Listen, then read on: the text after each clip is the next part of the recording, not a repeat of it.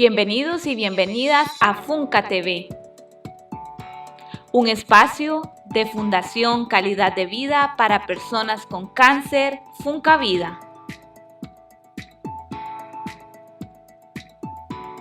Acompáñenos junto a Funca Viajes a conocer más sobre turismo social para el desarrollo del turismo de salud y bienestar integral. Escucharemos testimonios de supervivientes de cáncer y familiares. Aprenderemos nuevos conceptos que beneficiarán nuestra salud física y mental. Funca TV, desaprendiendo para aprender.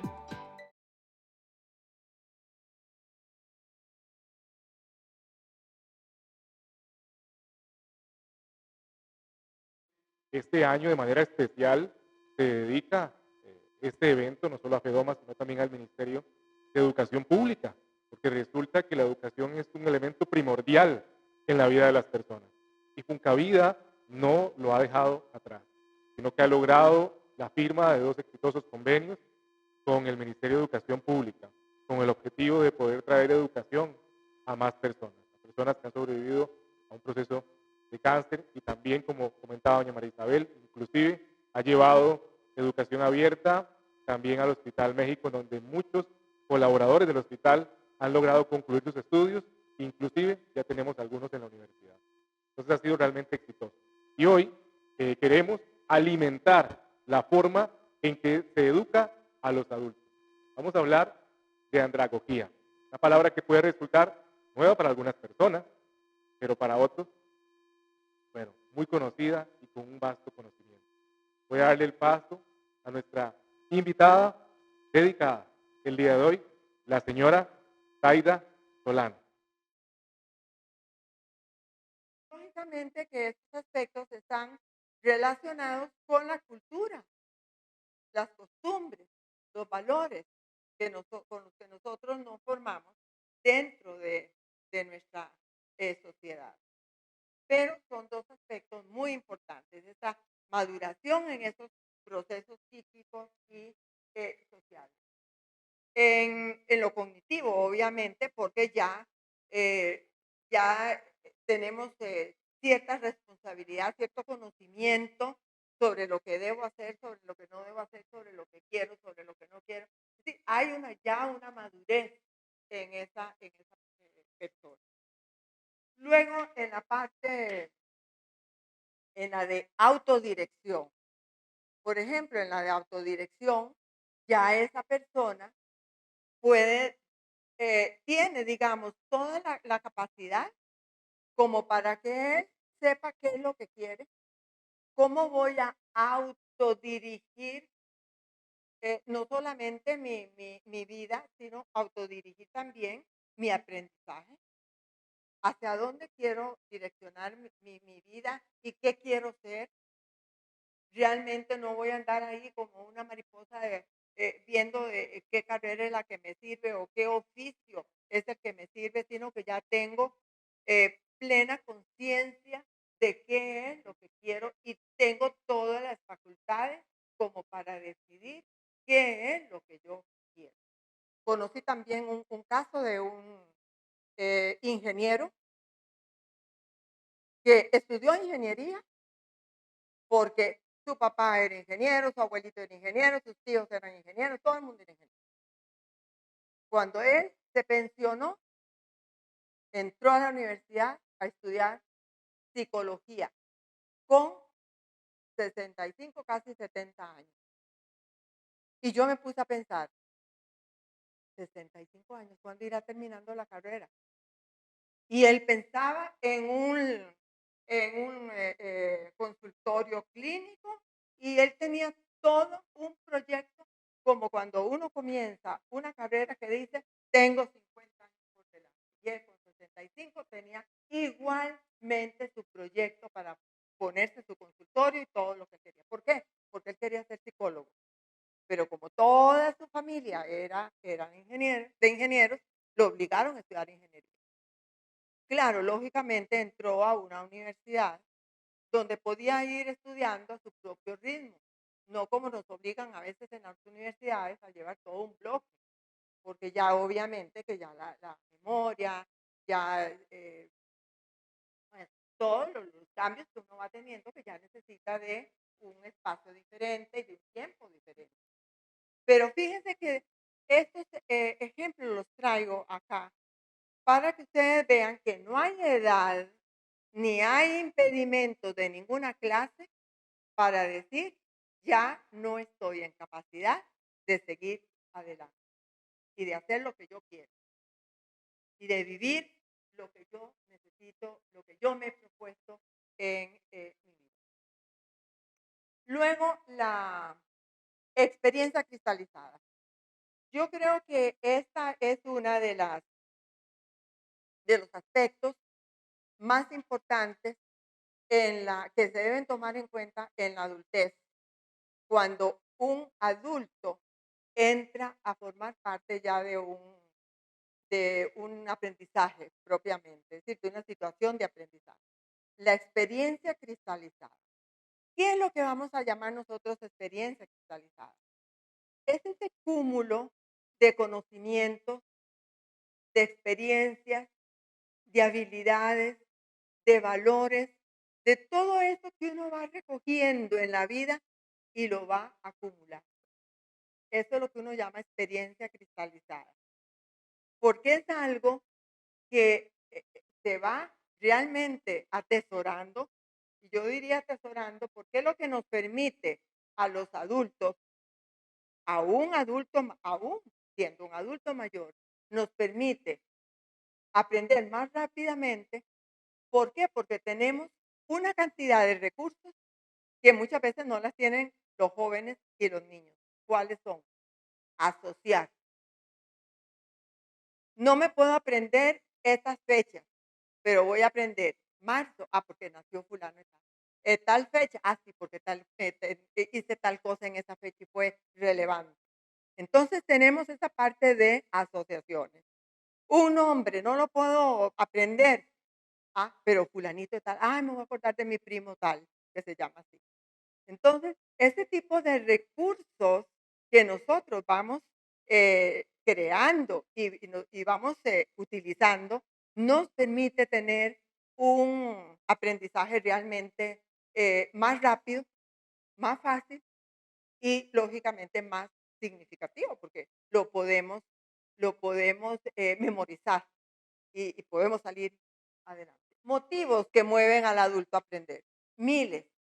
Si yo les preguntara a ustedes por qué están estudiando, por qué están en la situación en la que están, todos me darían 1000 razones.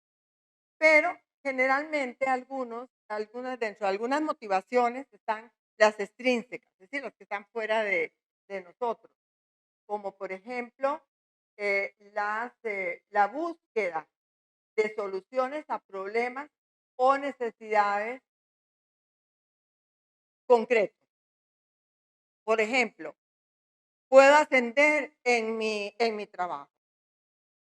Entonces necesito completar mis estudios o hacer un estudio sobre alguna situación. Necesito aportar dinero a la casa porque no nos alcanza. Mis hijos ya van para la escuela, para el colegio, van para la universidad. O bueno, hay una necesidad inmediata en la casa, entonces yo tengo que aportar. Entonces, eso es muy importante tomarlo en cuenta y entonces ahí esa motivación nos hizo estudiar. Para ayudar a los hijos en los estudios. Muchas veces, yo he trabajado mi primera, digamos, formación docente, fui docente en preescolar y en primero y segundo ciclo.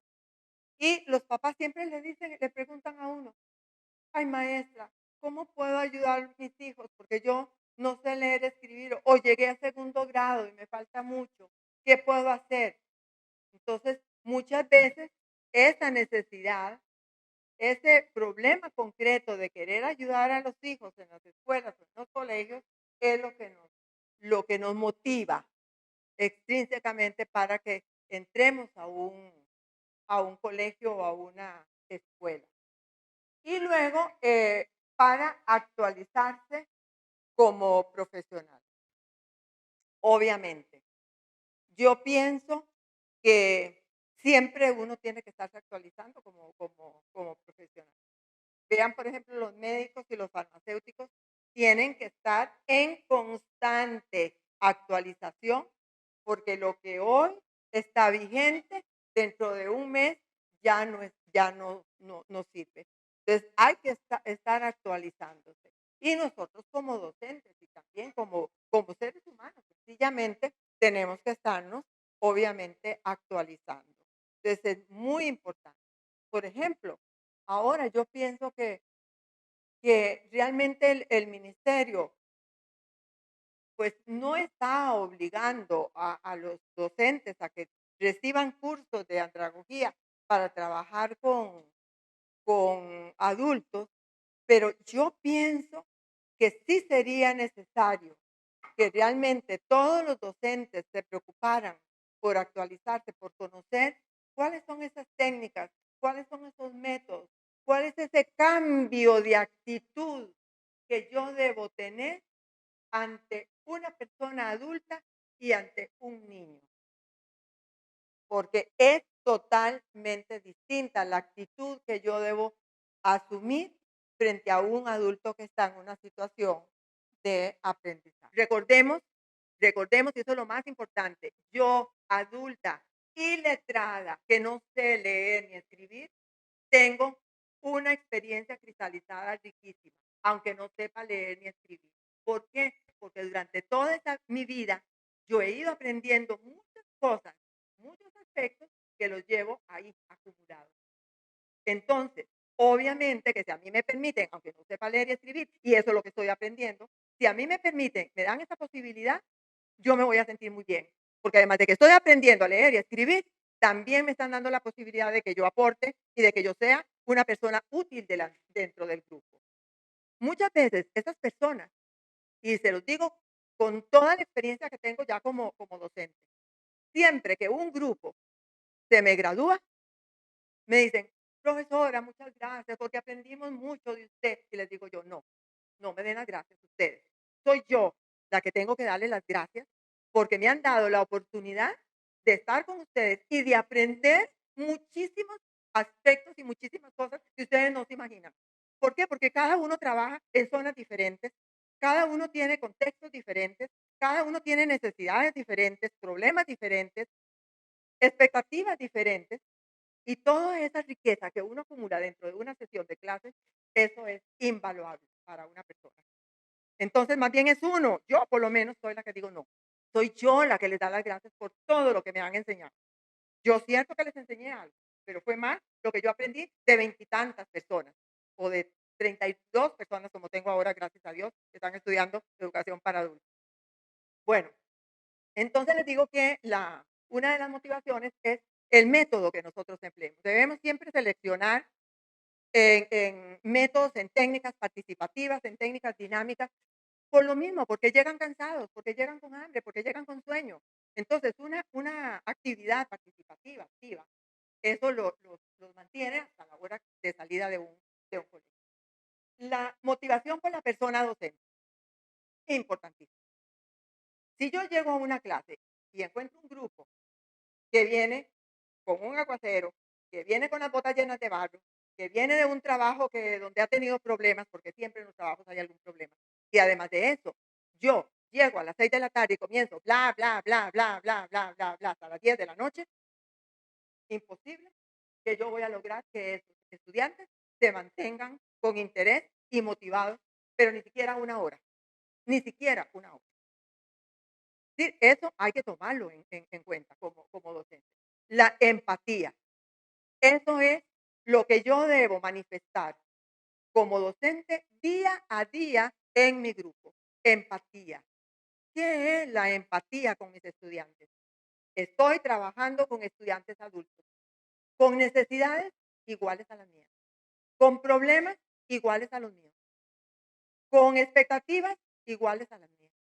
Entonces, yo debo ponerme en el lugar de cada uno de mis estudiantes para saber que todos en algún momento, aún docentes, hemos llegado tarde a algún lugar. en algún momento no hemos podido hacer un trabajo. ¿Por qué? Porque tuvimos una situación familiar muy prioritaria como para que no pudiera terminar mi trabajo, realizar mi trabajo. Entonces, ponernos realmente en el lugar de esa persona. Flexibilidad, que es uno de los principios de la andragogía, la flexibilidad con los adultos. Es decir, bueno, no lo hizo hoy, no importa, lo trae la próxima semana. No se preocupe porque eso no es, estamos trabajando con adultos, somos adultos. Así que usted la próxima vez va a traer su trabajo. Entonces, esa empatía, ese sentirse que estoy ayudando a esa persona, porque yo también en algún momento estuve en ese problema, en esa necesidad, y alguien a mí me ayudó en ese momento. Y cómo me sentía satisfecha y cómo me sentía agradecida. Entonces, hoy lo retribuyo en mis estudiantes adultos. El conocimiento del grupo. Esto es realmente importante. No es un número de personas las que nos llega a un grupo a estudiar. ¿Sí? Simplemente es un grupo de personas que están trabajando, que están viviendo en un contexto determinado. Y yo necesito conocer ese contexto. Y necesito conocer muy bien cuáles son las necesidades, cuáles son las expectativas, cuáles son los intereses de cada una de esas personas para poder enseñarle de acuerdo con esos problemas, esas necesidades que él tiene y que pueda salir adelante. Si para mí constituyen un simple número, yo recuerdo cuando yo estudiaba en la Universidad de Costa Rica, que yo simplemente para saber si había ganado mis cursos o si no había ganado mis cursos, únicamente iba a una hoja enorme que nos ponían ahí y yo buscaba el número de mi carnet y simplemente ahí decía, Zaida Solano, tal nota, así ya gané ya. Pero era un número de carnet, ¿no? Eso no es un estudiante. Un estudiante es una persona.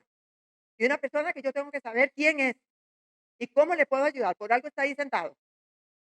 Y que tengo que sacarlo adelante y que tengo que ayudarlo. Es mi función como docente. Por eso es, que ahora vamos a hablar un poquito más adelante, cómo cambia todo a una nomenclatura entre los pedagogos y los andragogos. Ya no va a ser la misma. Luego tenemos aplicación de los principios andragógicos. Aquí es donde voy a tratar ese aspecto. El primer principio andragógico. Estos son los principios que le dan sustento a la andragogía. Estos son los pilares de la andragogía. La horizontalidad.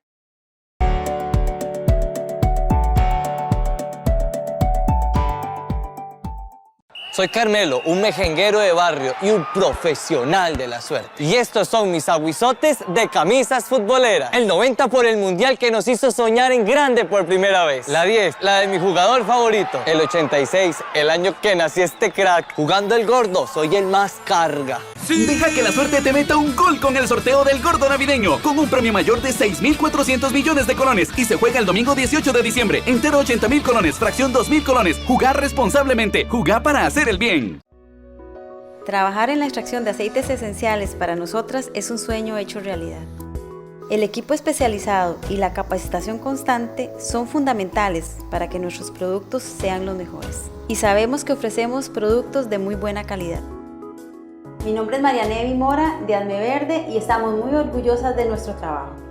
Encuentre la lista de productores en www.inder.go.cr y en el Facebook Mercado Rural CR. Apoyemos a los productores rurales. Un mensaje del Instituto de Desarrollo Rural.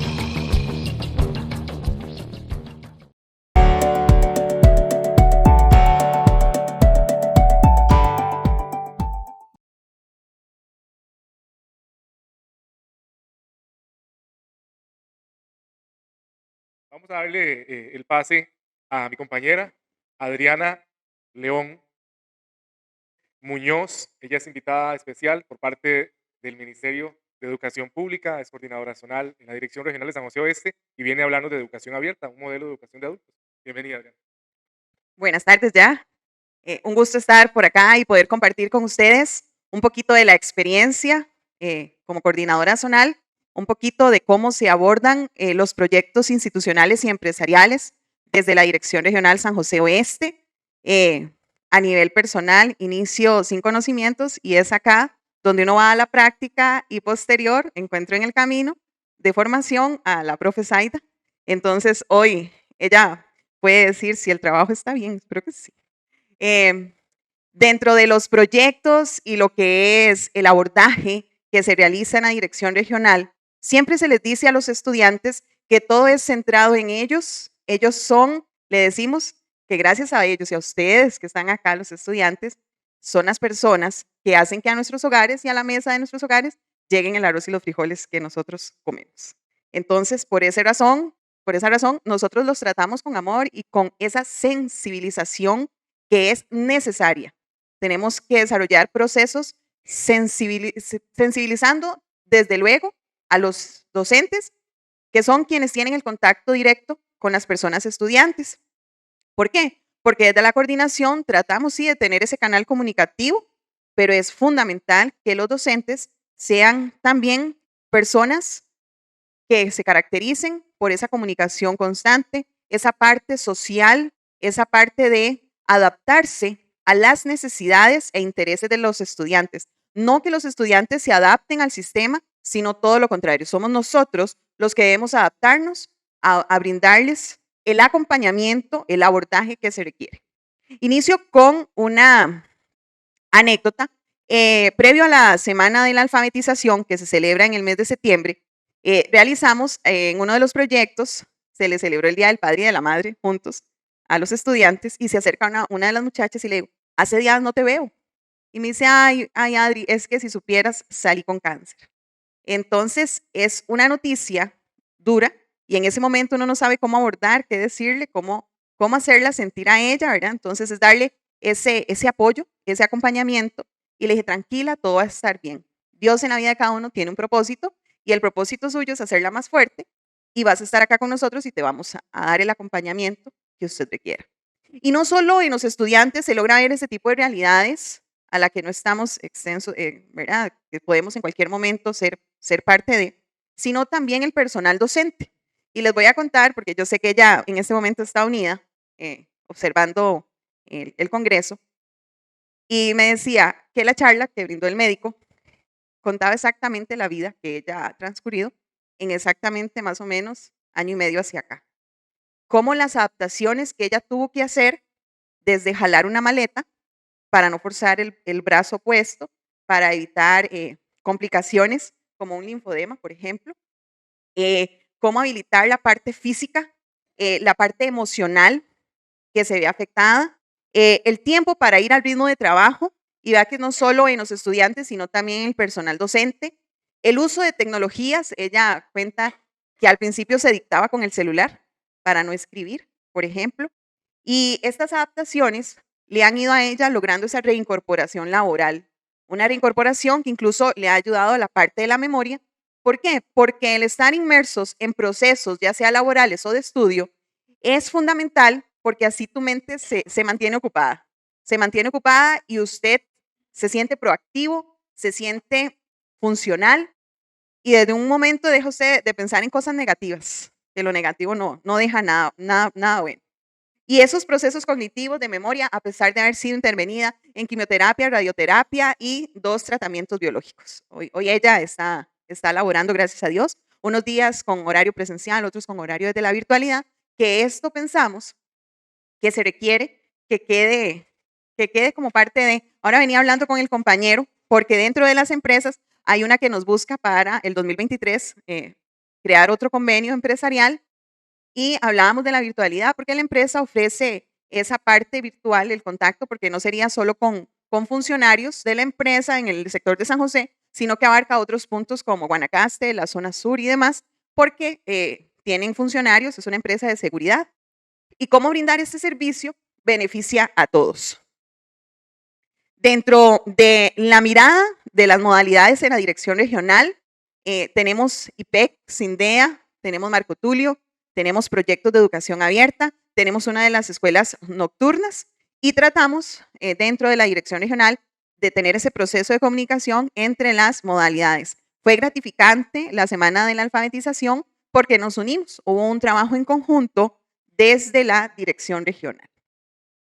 La educación abierta propiamente concibe a la persona como el centro del proceso. Es el ser más importante del proceso.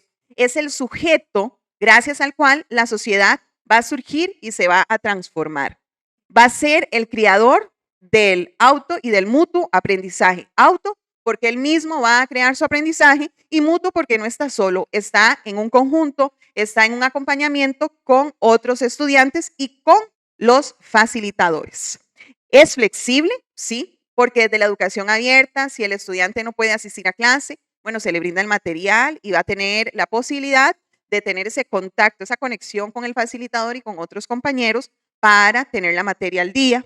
Se va a adecuar entonces la propuesta a la persona estudiante. Por eso ahora cuando se decía, tienen diferentes horarios, sí, dentro de la dirección regional tenemos de lunes a domingo. Hay proyectos que trabajan de lunes a jueves, otros de lunes a viernes, otros trabajan sábados, todo el sábado, otros trabajan domingos. Por ejemplo, el María Mazzarello, que atiende los domingos solamente a mujeres. O, por ejemplo, proyectos como Funcavida o como el CIFAIS, Surí, que atienden personas de la comunidad, pero también les dan otros emprendimientos. El requisito es, sos parte del proyecto porque querés aprender a hacer queques, porque querés aprender a ser manicurista, pero como un requisito está en ser parte del proyecto de educación abierta. ¿Para qué? Para que también adquiera el título académico y posterior, el título que le acredite como profesional en esa rama. Siempre vamos a tratar de brindar el acompañamiento atendiendo los procesos y las condiciones psicosociales y fortaleciendo la educación permanente. Aprendemos desde el día 1 en que nuestro corazón empieza a latir hasta el día en que lo deja de hacer. Nunca es tarde. En los proyectos tenemos estudiantes de 73 años terminando su 6º grado, a pesar del fatalismo de la familia que le dice, ya estás muy grande para sacar 6º, dedícate a la casa.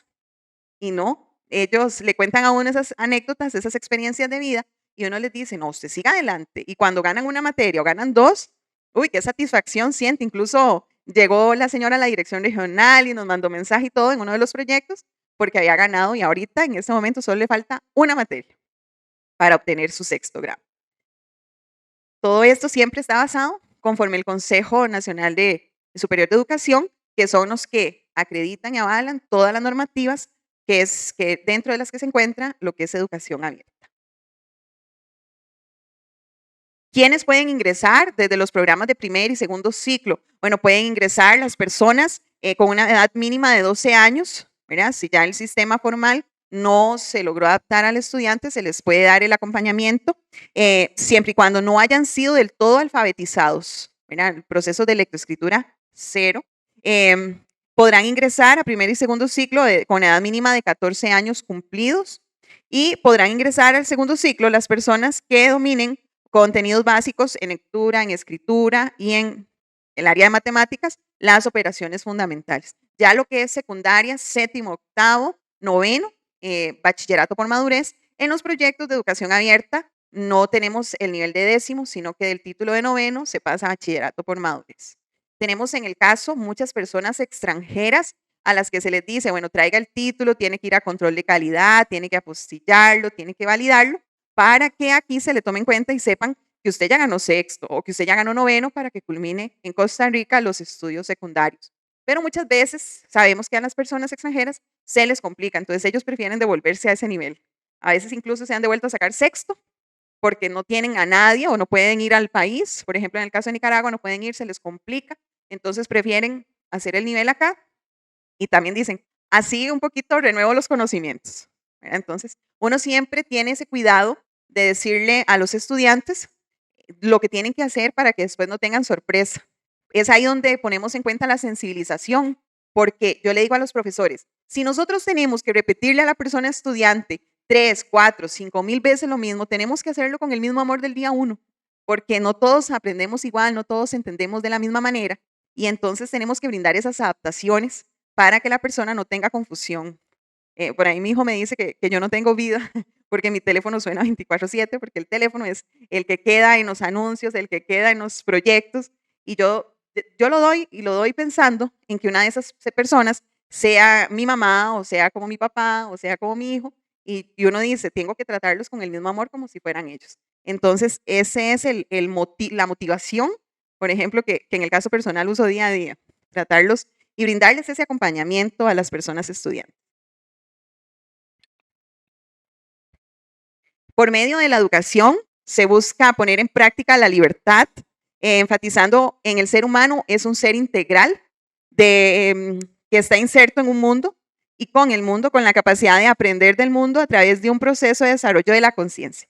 En esta podemos observar una de las imágenes que se llevó a cabo en las actividades de la Semana de la Alfabetización, donde los muchachos participaron. Ellos eran, además de invitados, también eran los que ponían a hacer en este caso era un acróstico, y parte para quitarles ese miedillo de participar, de que se sientan que son parte de la comunidad, que pueden poner en práctica sus habilidades. En esa semana pudimos ver que teníamos cantantes, que teníamos bailarines, que habían poetas dentro de los proyectos, y bueno, es gratificante poner y desarrollar esas habilidades. Se desarrolla una metodología educacional de la alfabetización con un proceso de concientización crítica que conlleva el derecho del uso de la palabra. El método debe ser activo, dialógico, crítico, tomando en cuenta las palabras del contexto de la persona estudiante. Siempre dentro de los procesos de orientación-aprendizaje, tratamos de contextualizar al máximo ese proceso, enseñarle al estudiante esa criticidad, que si ellos se acercan y le tienen a uno la confianza para contarle situaciones, nosotros le tratamos de empoderar al estudiante para que logre salir adelante.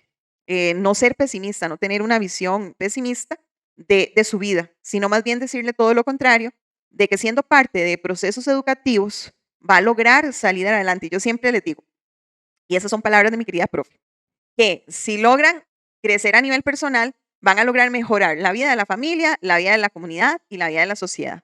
Entonces, una cosa conlleva a la otra. Y también porque entonces a nivel familiar, ya el tío, el primo, el vecino se da cuenta, y entonces es ahí donde hacemos crecer los proyectos y también mejorar la comunidad en sí. En lo particular, soy maestra de primaria y en este momento doy segundo grado. Y ellos me ven trabajar con jóvenes y adultos y me preguntan, ¿y cómo haces? Y todo lo demás. Esta vez estamos en campaña ahorita de matrícula 2023. Entonces estaba imprimiendo volantes para pegar en diferentes sectores de la comunidad y me dijeron, ¿por qué no nos da, profe? Nosotros vamos a la pulpería donde el chino y ponemos las hojas y pegamos ahí, le ayudamos. Y la profe les dio una hoja a cada uno y ellos se fueron a la pulpería o a donde el vecino a pegar y llamar. ¿Por qué? Porque yo les digo a ellos, ustedes ahorita están en segundo grado, pero si tienen familia alrededor que desee estudiar, que desee obtener un título, lo pueden hacer y nunca es tarde. Entonces, en ellos, crear ese pensamiento desde chiquititos de que van a lograr llegar a ser profesionales de alto nivel, eso hace que se vaya enriqueciendo también la comunidad y la familia, que es la motivación día a día. En este caso, la foto es el proyecto Lomas del Río. Ellos reciben clase los días sábados. Es un grupito de alfabetización, ¿verdad, Juan? Sí, es un proyecto de alfabetización que inició en el 2021. Y ya creemos, ahora veníamos hablando, de que seguramente se extiende este proyecto porque ya llevaríamos secundaria, porque hay algunos que han ganado sexto y se les tiene que brindar entonces el nivel de séptimo para que le den continuidad al proceso. La pertenencia a alfabetización crítica, ¿verdad? El que ellos sientan que el proceso que están desarrollando sí les es pertinente, les es funcional, que les sea significativo, aplicable para la vida. Y la red de conceptos de lectoescritura, ¿verdad? Sabemos que hay infinidad, como las que mostró la profesora en el caso de pala, en el caso del producto de la remolacha, de lo que ellos logran cultivar en la tierra, por ejemplo. Y las prácticas con capacidad transformadora sobre los procesos de orientación-aprendizaje, que se les hace también llegar esa transformación a los colegas. el estar constantemente actualizándonos, el darles capacitaciones, el brindarles información que esté actualizada y el hacer también encuentros como este que son significativos. ¿Por qué? Porque además de que se atiende y se comparte un proceso bonito, estamos logrando llegar a más personas y también la formación constante y continua que ha de caracterizar al perfil del educador. La valoración del contexto demosófico de cada participante. En este caso podemos observar una imagen, tenemos proyecto en el Hospital Nacional Psiquiátrico. Este es el equipo de docentes que nos brinda el acompañamiento. A ellos se les capacita con los médicos, donde se les dice cuáles son las patologías presentes en los estudiantes, porque son estudiantes que ya lograron poco a poco lograrse volver a reincorporar a la sociedad, se les habilita esa posibilidad y se les da el acompañamiento por medio de la educación abierta. Entonces, se están formando, están logrando sacar un título, pero también lo que es el proceso de reincorporación, entonces los encargados desde la parte de medicina logran ver cómo está cada estudiante. Entonces, las personas jóvenes y adultas están en un proceso de adquisición y de construcción de conocimiento. Tenemos las palabras acción, reflexión, teoría y praxis que tienen que ir de la mano, ¿verdad? Tienen que ir de la mano, concibiéndose al hombre como que conquista y hace suya la capacidad, la palabra, el asombro en la dinámica de cambio de un ser inacabado, centro y eje del proceso andragógico. El aprendizaje es un proceso más que un producto. Podría considerarse un cambio relativamente permanente del comportamiento que ocurre como resultado de la actividad o la experiencia. Tratamos de brindar de verdad un acercamiento a las personas con profesionales que sean de calidad y atendiendo cada uno de los intereses y las necesidades, realizando diferentes actividades en las que todos se sientan parte importante del proceso.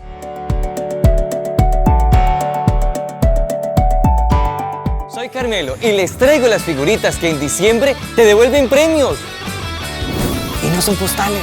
Activa al menos 2 fracciones del sorteo navideño en la app JPS a su alcance y participa en sorteos semanales de 100 enteros del Gordo. Si activas números altos, tenés más posibilidades de ganar. Ya lo sabes, solo estas 2 estrellas te devuelven premios. Jugar responsablemente. Jugar para hacer el bien.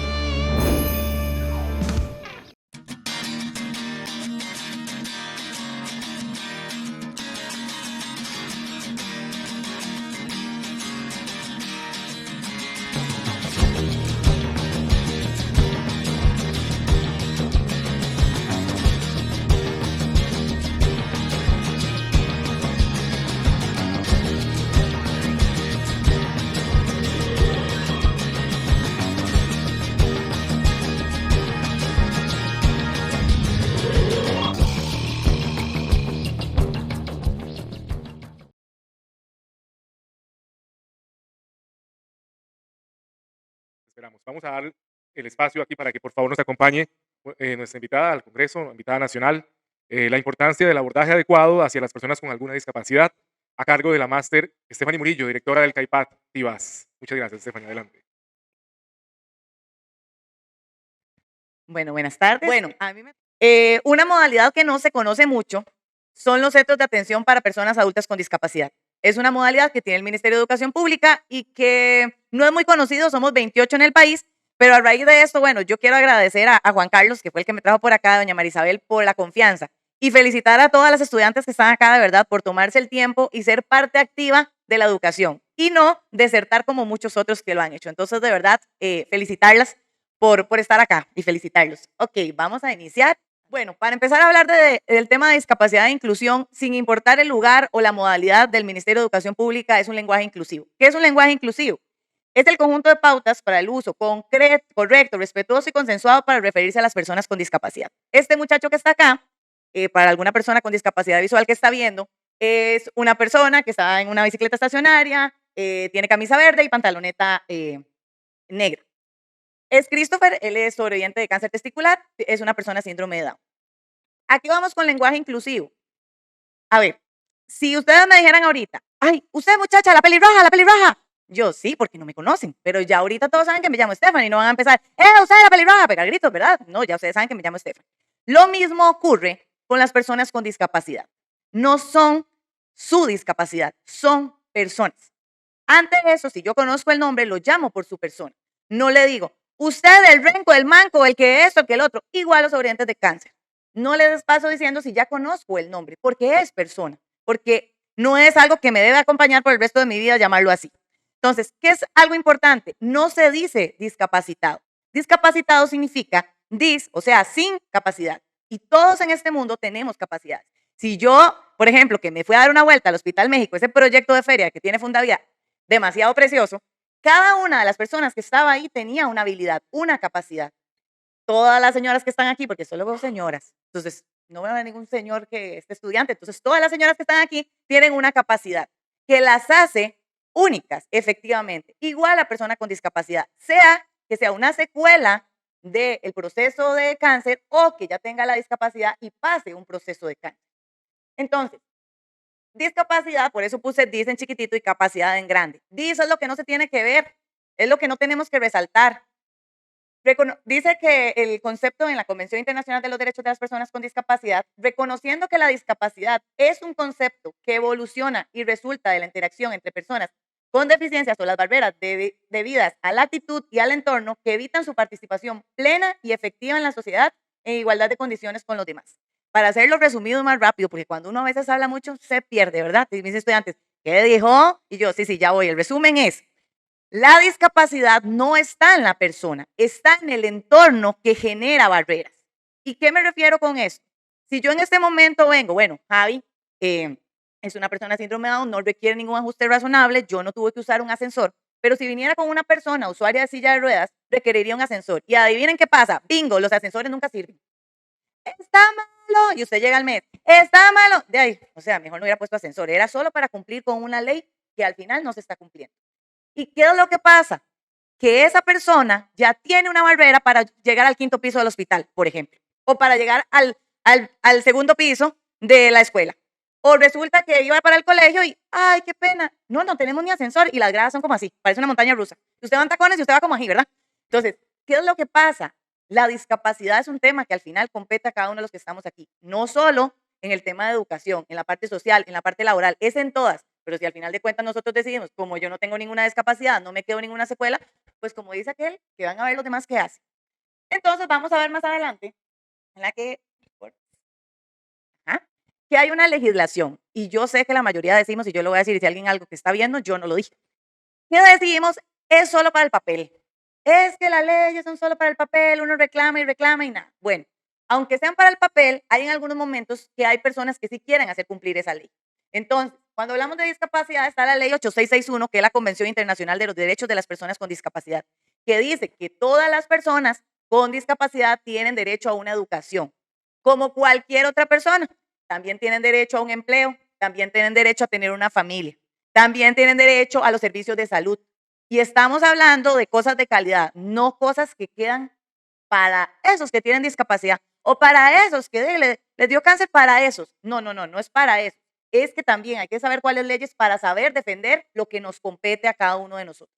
También está la ley 7600, que es la de igualdad de oportunidades para personas con discapacidad. Y aquí viene lo de los ascensores, lo de las rampas, todo lo lindo que pone el papel y que a veces hay personas, inclusive, bueno, ahorita van a ver a Kevin, dura 3 horas esperando un bus que tenga una bendita rampa para montarse el autobús. ¿Por qué? Porque le hacen. Todos pasan haciendo lo mismo. Entonces, ¿quién tiene la discapacidad? El entorno. No me permite llegar, por ejemplo, a un tema de educación. No me permite llegar a un trabajo. No me permite llegar a un empleo. No me permite llegar a un servicio de salud. ¿Y qué es lo primero que nos topamos? A la persona que está enfrente. De ahí, la profesora, llegó tarde. No. O sea, si supiera todo lo que ha pasado, pero no, como decía ahora doña Zaida, la empatía la perdemos. Porque el trajín de la vida nos lleva así y a mí qué me importa lo que le pase a los demás. Yo vine a cumplir de mi horario, la plata y vámonos. Y las cosas no son así. A veces nosotros debemos exigir respeto. Suave. O sea, usted sí está en un don de servicio, pero hágalo con excelencia. Si no, entonces dígame con quién tengo que hablar. Pero a veces nos quedamos calladitos y los calladitos no funcionamos porque entre más nos unimos, de verdad exigimos un servicio de excelencia, que es lo que merecemos. Y está la ley para la promoción de autonomía personal de personas con discapacidad. Efectivamente, en muchos casos, y como lo mencionaba el doctor Marcos, se ha visto que cuando hay un proceso de cáncer hay una secuela en discapacidad. Entonces, Hay muchos temas de autonomía que se pierden en el proceso. Eso no implica que usted es menos persona, implica que necesita ajustes, implica que necesita empatía, implica que otra persona debe conocer qué es lo que pasa a una persona sobreviviente de cáncer. No decir, bueno, como el rollo no es conmigo, la verdad es que yo nada más tengo que dar la materia y punto. Entonces, ese tipo de cosas, en la ley de autonomía definitivamente dice que usted puede tomar sus propias decisiones. No tiene que tener a alguien que hable con usted. ¿Qué es lo que pasa en discapacidad? Pasa lo siguiente. Llega un estudiante, se sienta, vamos a una entrevista de trabajo y cuando se sienta el gerente es, ¿y él cómo se llama? Yo me quedo callada y la primera le respondo, disculpe, usted le puede preguntar a él porque está a la par mía. Ya le responde, por ejemplo, Fabián. Ahí deben estar viendo mis estudiantes. Creo que están en el comedor viendo la charla. Entonces vamos a ver, chiquillos, saludos por aquello de que estén por ahí. Fabián, ya, disculpe, ¿y él qué tiene? Le digo, ¿qué tiene de qué? No sé, como de discapacidad. No sé, pregúntele a él. Y toda la conversación gira en que pregúntele a ella. Yo casi que le pongo lentes para ver si no lo ha visto. Entonces, seguimos creyendo que la discapacidad es invisibilizar a alguien. Y eso es un error. Seguimos creyendo igual que ser sobreviviente de cáncer es que me digan, ay, sí, qué linda, que todo. No. Yo tengo derechos y usted respéteme mis derechos. Hágame mis ajustes. Sí, muy linda, pero usted no sabe cómo hago yo todos los días para darle a comer a mi familia. O sea, no se trata simplemente, y yo siempre digo, bueno, y doña Eli, que es la mamá y no me deja mentir, yo soy así, como un poquito estricta. Pero yo, bueno, Juan Carlos también sabe. ¿Por qué? Porque yo digo que no podemos vivir en un mundo de lástima. No podemos vivir, sí. No. Yo puedo. Al final ya he pasado por tanto que yo dándome la tarea de poder hablar con Yara, con Minor, con Ingrid en el proceso, ¿verdad? Que ahorita les voy a contar. Me encantaba la manera en que se desenvolvía en la feria. Y al final de cuentas eso es lo que vale. Que al final, sí, a pesar de todo su proceso, solo ella sabe cómo llegó ahí a vender bandanas, a vender X cosas. Bueno, de hecho hoy me la puse porque se la compré y le dije, el día que voy a exponerme la voy a poner. Entonces, ¿por qué? Porque no se lo compramos por lástima, se lo compró porque a mí me encantan. Entonces, no estoy viendo a la persona con discapacidad, estoy viendo a la empresaria, estoy viendo a la emprendedora. Eso es lo que tenemos que cambiar de mentalidad. Ok, esto es un dato estadístico. A nivel de Costa Rica, el 18.2% hay de personas con discapacidad. Esto es del censo del 2018 del INEC. Si contamos ahorita el 2022, pues estamos obsoletos todavía, ¿verdad? Nos falta muchísimas personas que han adquirido una discapacidad o que ya nacieron con una discapacidad. El total son 670.640 personas con discapacidad. Eso quiere decir que la discapacidad toca la puerta. Y yo perfectamente cruzando la calle puedo tener un accidente y adquirir una discapacidad o perfectamente mañana puedo ir a hacer un examen de mama y que me diagnostique un cáncer de mama. Y puedo por secuela quedar con alguna discapacidad. No podemos hacer como decir, bueno, es que yo diría que debería haber un programa ahí para la gente que tenga secuelas de cáncer. No es que debería, es que debe haber. Debemos de contemplar el hecho de que las secuelas con las que puede quedar no es lo mismo de lo que yo tenía. Entonces, hay que hablar y empatizar. A veces los que hacen los programas, y me vuelvo a disculpar por ahí, los que hacen los programas no les preguntan a los que están pasando el proceso. Entonces, ¿cómo podemos entender algo si ni siquiera estamos viviéndolo? A veces hacen unos programas que yo digo, ¿y quién diantres diría que esto y esto si ni siquiera se han venido a sentar a una clase con personas con discapacidad? Entonces, ¿dónde está? Si la base de los programas debe ser la persona. Estamos olvidando eso. Continúe. La discapacidad no es una enfermedad, es una situación que puede desaparecer si eliminamos las barreras del entorno. Él es mi amigo Kevin. Sí, mi amigo Kevin cuando llega no tiene las extremidades inferiores, no tiene piernas, y entonces cuando llega la gente es como ¡uh! Y tras de eso Kevin lo agarra a uno, coloquialmente voy a decir algo, de mono. Aquí en Costa Rica, así lo agarra ahí como de vacilón. Y cuando yo vengo y lo conozco, me dice, Stephanie, yo sí, me dice, ¿usted cree que me puede amarrar los cordones? Y vengo y hago, santísima, vea, yo estaba roja, amarilla, azul, bueno, no sé de cuántos colores estaba yo. Y yo dije, ay, Dios mío, le digo, vea, y todo el mundo me vuelve a ver y yo, era una broma. Y yo, sí, qué broma más fea, delante de todo el mundo, ¿verdad? Era la manera de él y ha sido la manera de él de poder afrontar su discapacidad. Y eso lo hace él, no lo hago yo. Porque si yo lo hiciera y le dijera, ¿qué? Venga para amarrar los cordones, es una falta de respeto. Pero es su manera de afrontar todos los días su discapacidad. Y de verdad, bueno, hay un comediante aquí en Costa Rica que es bastante famoso y a él se le aplicó así exactamente igual. Inclusive en el aeropuerto él cuenta que le dice a la aeromoza, señora, ¿usted puede ir a buscarme los zapatos? Es que los dejé perdidos. Y la aeromoza, ya vengo. Y cuando dice, pero ¿cómo? ¿Usted cuáles zapatos? Ese tipo de cosas él hace. Entonces, es una manera y cada quien tiene su manera de afrontar situaciones. Si yo les pregunto a todas las señoras de aquí cómo afrontaron su situación, todas van a decirme una cosa diferente. Bueno, tal vez yo bailaba, tal vez yo cantaba, tal vez yo me reía, tal vez yo solo estaba en la cama, tal vez, bueno, no, yo me iba ahí a hablar con la vecina de la par, o tal vez, no sé, todos tenemos cosas diferentes cómo afrontar y en la educación pasa lo mismo. Todas tenemos diferentes maneras de aprender. Entonces, la pócima mágica no se le puede dar a todos igual, eso es un error. Lo que pasa es que no preguntamos cómo queremos que se nos enseñe, sino que ya hay algo estipulado de así debe ser. Ok, la educación es inclusiva, su propósito es el logro de aprendizajes sanos, oportunos, contextualizados, significativos a lo largo de la vida, mediante acciones educativas que eliminen o minimicen las barreras que generan discriminación y exclusión. Ella es Marisela. Marisela es una persona síndrome de Down y tiene alopecia, que no tiene no tiene vello en ninguna parte de su cuerpo. Marisela es una guanacasteca de esas que le levantan a usted el ánimo en un 2x3. Llega aquí, ¿cómo amaneció ahora? Y yo hasta que siento que, ¿verdad?, que me traspasó todo el tema de alegría. Nosotros los docentes también tenemos que aprender a llevarnos eso que nos pueden transmitir nuestros estudiantes. Y una educación inclusiva es para todos, no para una parte. A veces los programas o los procesos están hechos para ciertas personas, no para todos.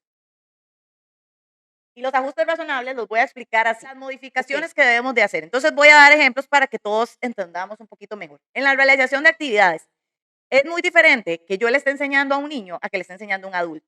Por ejemplo, si yo le pongo a mis estudiantes a hacer bodoquitos, me vuelven a ver, profe, eso se hace en el kinder, ¿verdad? Profe, no, eso ya nada que ver, ok, hasta en los dichos, ¿verdad? O sea, yo me quedo, ¿cuál es ese dicho y qué significa? O sea, rebobinen. Pero en las actividades debemos hacer actividades para adultos, actividades que usted diga, bueno, hoy vamos a aprender, por ejemplo, los colores. Entonces vamos a hacer un taller de pintarnos las uñas. Y usted dice, pintarnos las uñas con los colores, y esta otra que, ya sí, usted se las va a pintar rojas, usted azules, usted verde, decía cada quien el color. ¿Qué trabajamos? Elección. ¿Qué trabajamos? Autoestima. ¿Qué trabajamos? Colores. Y usted se va a acordar significativamente que usted llegó con aquellas uñas, el esposo, el hermano, el vecino le dijo, wow, te pintaron las uñas. Y usted, y aparte de eso, mira, me aprendí la aplicación del color para la técnica de vitrales, se me ocurre. Entonces, es un aprendizaje que sea activo. La parte de los materiales igual. Ahorita en materiales, pues hay mucho tema de tecnología que debemos de coger de ahí, ¿verdad? Para poder implementar en los centros educativos. Yo sé que a veces hay un tema de presupuesto que no da, pero también hay un tema en que tal vez nos podemos mover y yo le digo a Juan Carlos, yo hasta por debajo de la tierra pido donaciones a todas las empresas que me encuentren en el mundo mundial y le hablo hasta un muerto para que me done. Y Juan Carlos me decía, sí, ya lo noté. Y yo, sí, si todas las profesoras pusiéramos desde donde estamos algo para crear una educación diferente, sería muy diferente entrar a un centro educativo. En la organización de la jornada escolar o en la jornada de trabajo, es importante que evidentemente una persona que ya pasó por un proceso de cáncer queda con mucha fatiga, memoria a corto plazo, en muchas ocasiones inclusive el tema de análisis, de resolución de conflictos no es el mismo. Entonces, es importante que las jornadas se puedan adaptar, se puedan hacer esos ajustes, que es importante. No es regalar el trabajo, la gente confunde ajustes con regalo, no es. Es que le estoy dando la misma oportunidad, pero estoy haciendo un ajuste para que esa persona pueda desenvolverse. La infraestructura y los espacios, lo que estábamos diciendo, pero ponerlo en un tema educativo, hay muchos escritorios, inclusive cuando usted entra en silla de ruedas o cuando tiene una lesión física en su mano, que ni siquiera se ajustan a que yo me sienta cómoda en el escritorio. ¿Por qué? Porque ni siquiera está adaptado. Entonces usted no sabe ni a dónde meter los pies para acá, meter los pies para allá o qué hacer. ¿Qué implica? Si yo no estoy en armonía y no estoy tranquila cuando estoy aprendiendo, no estoy aprendiendo, porque mi contexto no me está dando las herramientas para poder aprender. Y la comunicación y la información. Una cosa es una comunicación unilateral y otra cosa es bilateral. Cuando a usted le gusta ser el que solo enseña, dice, y aquí nadie opina, estamos mal. Definitivamente eso no, ni siquiera se suma a que estamos aprendiendo. Significa que casi que estamos como en el ejército. Usted nada más escuche y apunte. Entonces, debemos de volver a esa realimentación entre docente y estudiantes, que es sumamente importante y que, como decía doña Zaida, todo lo que ustedes puedan aportar al final es ganancia. Es mi página. La inclusión es competencia de todos. No depende de que usted hoy tenga una secuela de discapacidad después de sufrir un evento de cáncer o de pasar un evento de cáncer o que usted ya haya nacido con la discapacidad. Al final, la inclusión y la discapacidad es un tema de todos. No espere a que la discapacidad le toque a la puerta para ser inclusivo, para hacer un mundo más accesible y un mundo donde la educación sea para todos. Muchas gracias.